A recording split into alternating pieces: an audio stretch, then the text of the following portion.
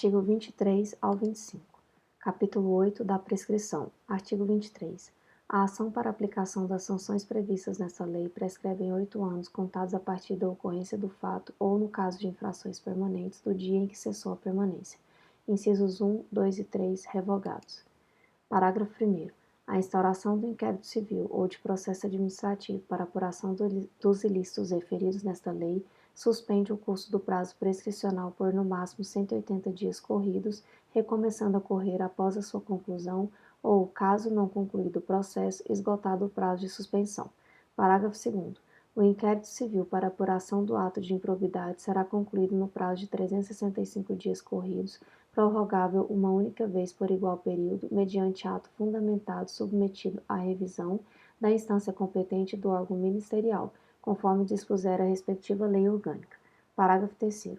Encerrado o prazo previsto no parágrafo 2º deste artigo, a ação deverá ser proposta no prazo de 30 dias, se não for caso de arquivamento de inquérito civil. Parágrafo 4º. O prazo da prescrição referido no caput deste artigo interrompe-se: 1. Pelo ajuizamento da ação de improbidade administrativa. 2. Pela publicação da sentença condenatória. 3.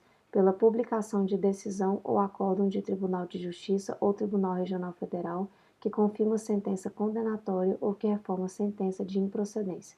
4. Pela publicação de decisão ou acórdão do Superior Tribunal de Justiça que confirma acórdão condenatório ou que reforma acórdão de improcedência. 5.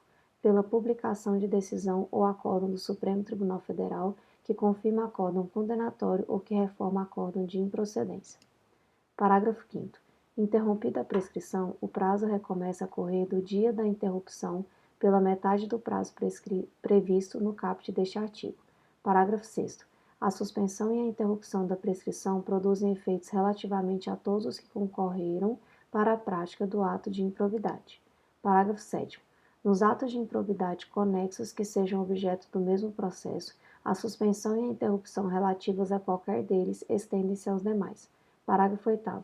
O juiz ou o tribunal, depois de ouvido o Ministério Público, deverá, de ofício ou a requerimento da parte interessada, reconhecer a prescrição intercorrente da pretensão sancionadora e decretá-la de imediato, caso, entre os marcos interruptivos referidos no parágrafo 4º, transcorra o prazo previsto no parágrafo 5º desse artigo. Artigo 23-A. É dever do poder público oferecer contínua capacitação aos agentes públicos e políticos que atuem com prevenção ou repressão de atos de improbidade administrativa. Artigo 23-B. Nas ações e nos acordos regidos por esta lei, não haverá adiantamento de custas, de preparo, de emolumentos, de honorários periciais e de quaisquer outras despesas. Parágrafo 1º.